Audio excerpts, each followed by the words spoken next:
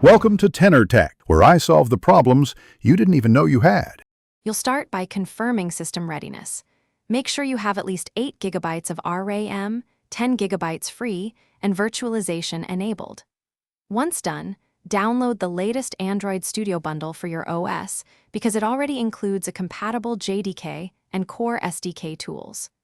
Run the installer and accept the recommended components. During setup, choose an SDK path you control and install the Android emulator and platform tools so you can build and test without delay. Now you create a project and configure the middlework. Open New Project, select a template like Empty Activity, and enter your app name and package. Make sure to set Min SDK and Target SDK deliberately.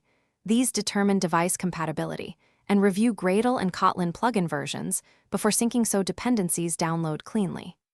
Next, configure an Android virtual device in AVD Manager or enable USB debugging on a phone. This gives you an immediate runtime target.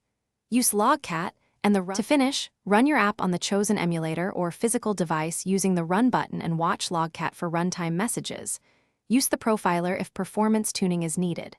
When ready for distribution, select Build Generate Signed Bundle or APK and follow the key store prompts.